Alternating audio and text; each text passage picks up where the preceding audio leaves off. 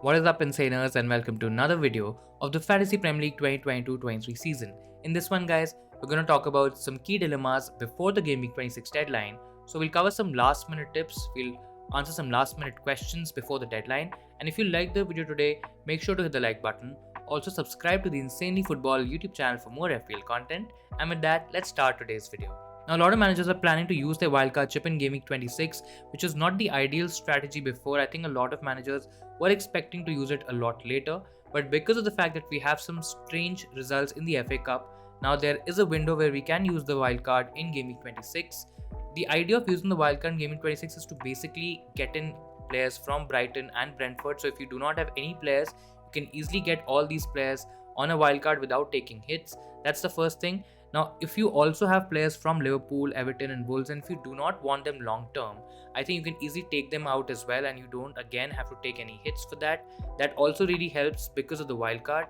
Also, using the wildcard chip this week, it basically allows you to save your free hit chip in Game Week 28 and 29, and you can use your bench boost chip instead. So that is the advantage that you get from using the wildcard right now. This is ideal because you are targeting the biggest double game week of the season, which is Game Week 29. You can easily field up to 12 to 13 double game week players, even more, and then use the bench boost chip in Game Week 29. So that's the ideal strategy here. Now, in case if you already have enough players from Brentford and Brighton, and maybe you do not have options from the Liverpool team, in that scenario, you can even save your wildcard chip in Game Week 26. Maybe you can use it in Game Week 27 or even 28. And if you're okay with your team till Game Week 29 by making a couple of moves, by even taking a couple of hits, you can even save your wildcard for a later stage and use it from Game Week 30 onwards. So that's also a strategy. So it ultimately depends on your team and what kind of players do you have, and based on that you can take a call.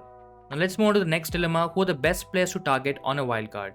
So if you're wildcarding this week, I think you should definitely target options from Brighton and Brentford. Now talking about Brighton first, you can go for Estupinian.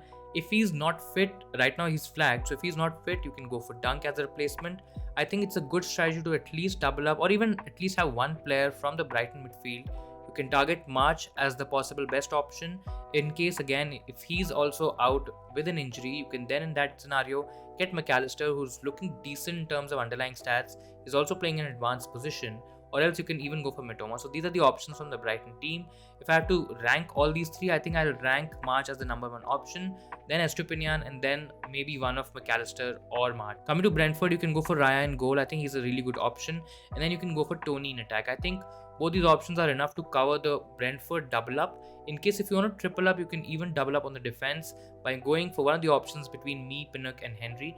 I just don't like the idea of doubling on the Brentford defense because they have a tricky double in Game Week 29 and they may not keep clean sheets, and we might be just stuck with the double Brentford defense, which is not ideal for a huge double game week this season. So that's the idea here. In case if you're targeting Leicester, I think the options are Maddison and Iheanacho. I think they are the ones to go for. They're also good differentials at the moment. So if you want to go against the crowd, if you want to take a bit of a risk, I think both the options are quite decent.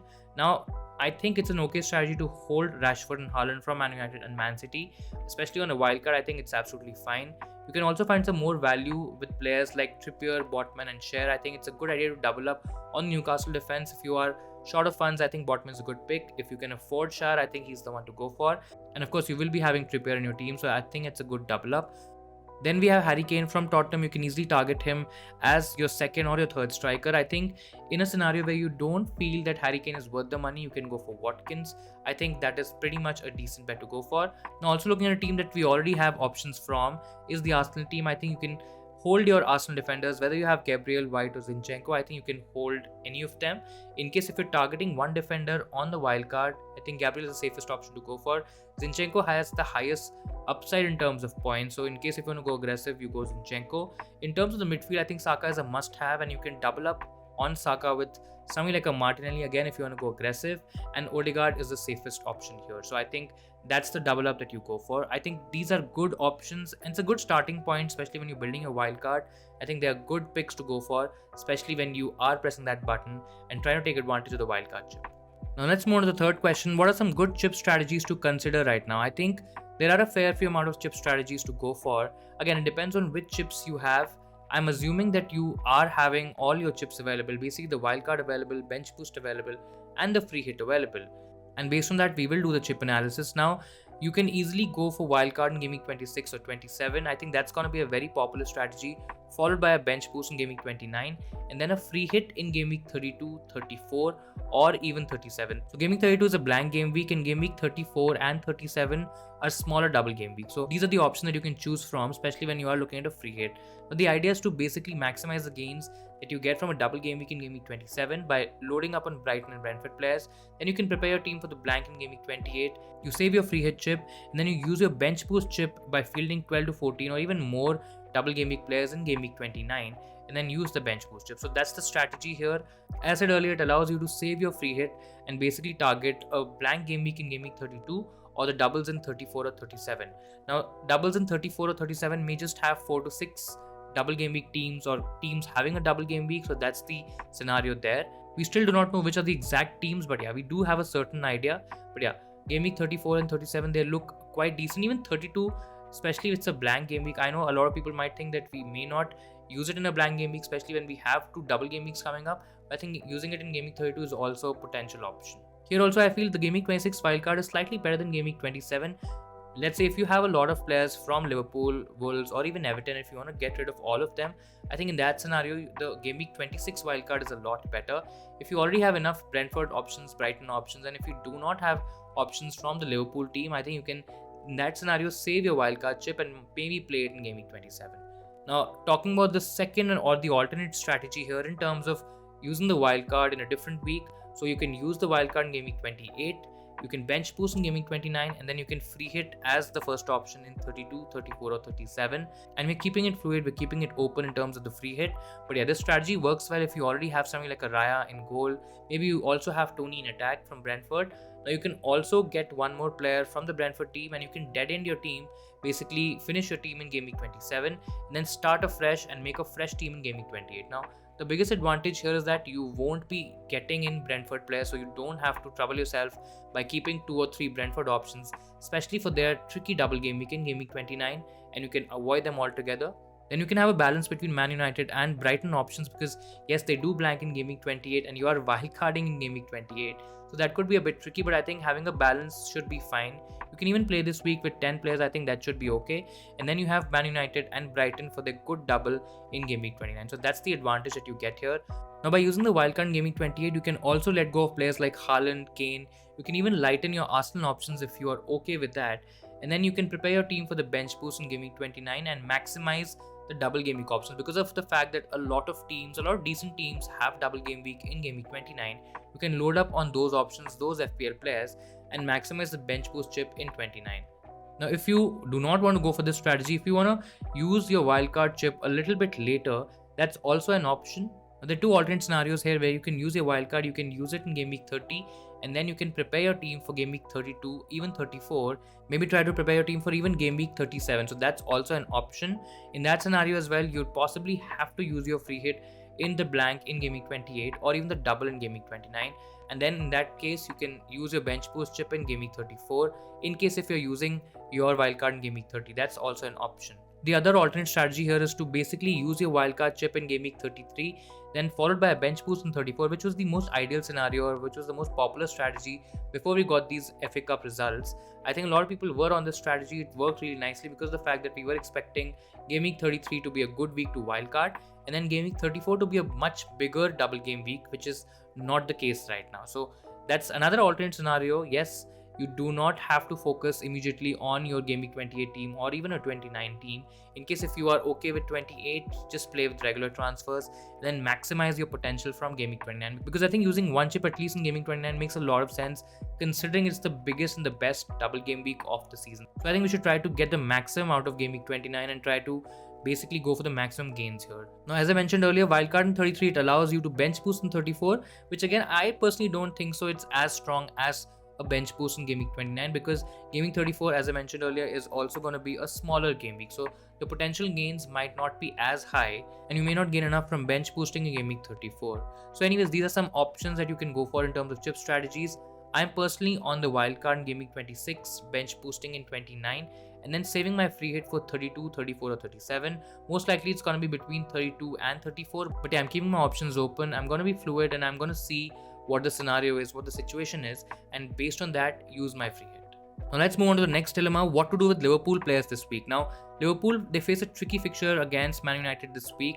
Now, many managers are considering selling the Liverpool players, especially if you're wildcarding. I think it's pretty much easy and safe. You can just take all of them out and replace them with options from the Brighton and the Brentford team. So that's pretty much sorted. Now, in case if you're wildcarding in 27, maybe 28 or even later, now in that scenario, guys, you can easily sell Alisson or even Trent or even a Robertson, and you can get in a defender or a goalkeeper from the Brentford or the Brighton team. I'm actually not very confident about Liverpool keeping a clean sheet against Man United. I know it's a home fixture, but Man United are in great form. Rashford is in great form.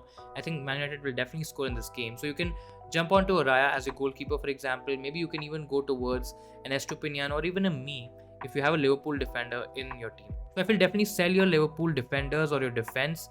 Now, in case of the Liverpool attack, I think this scenario becomes a bit intriguing, bit challenging as well. I personally don't have a problem with keeping Mo Salah against United. I know it's Mo Salah and I know it's United, and it might not be the most ideal combination, but I just feel having an attacker, Liverpool attacker, it's still okay. I mean, Liverpool can still score a goal, maybe even more, and Mo Salah is also on penalty. So unless you really want that money to maybe go towards a Brentford option, a Brighton option, maybe a different attacker, etc., in that scenario I'll probably sell Salah, but otherwise I'll just keep him for one more week before switching to a different Brighton midfielder. On the other hand, if you have somebody like a Gakpo or even a Darwin Núñez, guys, I think they both are sells. You can easily sell Gakpo for a different Brighton midfielder. Maybe go for one of March, Mitoma, or even McAllister. These are the options. In case if you're looking for a punt, in case if you're looking for a differential, then you basically go for Maddison. Now, in terms of having Darwin Núñez, he's also a sell, as I mentioned. I don't think so. You definitely need to have him this week. You can easily go for Tony, who's a great option, has a decent double in 27, and can also score and do well in 29 as well. So I think Tony is a good option, a direct replacement for Núñez, and I'll sell Gakpo and Núñez both, especially when we're talking about the Liverpool attacker. Now let's move on to the final dilemma of the week, which Arsenal players to keep going forward. Now I've mentioned this in a little bit detail in terms of which players to target, especially on a wild card. But when we're looking at Arsenal options, I think all of their defenders are a hold this week. I think you can easily keep them. You don't have to sell them. You don't have to go for the right options or the right defender. I think having Gabriel, Zinchenko, or even White is absolutely fine. You can easily keep them. In case if you have Ramsdale in your team as your Arsenal option in terms of your goalkeeper, in that scenario you can switch Ramsdale to a Raya. You can even go for Sanchez from Brighton if you're looking at a Brighton goalkeeper. So these are the options in terms of the Arsenal defense. Coming to the Arsenal midfield, I think Saka is a definite hold. He's a standard option in the attack. He has great numbers and I think he's an easy hold. Now, in case if you have one of Odegaard or Martinelli, I think you can easily hold them as well. In case if you have a trio of Saka, Martinelli and Odegaard, I think that's a bit too much. Maybe in that scenario, just sell one of the options and then move towards a Brighton midfield. I think that's a pretty decent option to go for. Now, in case if you have Nketiah or maybe a Trossard as well, I think both the options are sells. You can easily sell them. You can go towards a Tony. You can even look at Watkins as a differential option in case if you're targeting Aston Villa, and if you are planning a little bit long term, especially keeping Gaming 29 in mind, I think you can even go for that option. In case if you're also looking at a Leicester player and again keeping the Game Week 29 double in mind, you can even go for Iheanacho. So I think if you have Arsenal forwards, you definitely sell them. And if you have Trossard, you sell him as well. Otherwise, you can easily keep the Arsenal options in your team, especially for the short-term fixtures, as their fixtures are really good. And of course, you're also having a game in Game Week 28, despite of not having a double in Game Week 29. Maybe from Game Week 29 or before the Game Week 29 deadline, you can sell them for one of the double Game Week players in Game Week 29 and lighten your Arsenal load a little bit. So that'll be all from my side for this video, guys. I hope you liked and enjoyed the video today. I know this video was a bit longer, but there was a lot to unpack. There was a lot to talk about as well, and I think this was an important video in terms of the coverage for Game Week 26 and beyond. I hope you will find this useful. If you do, make sure to hit the like button. Also subscribe to the Insanely Football YouTube channel for more FPL content. Thank you so much for watching, and I'll see you guys in the next one.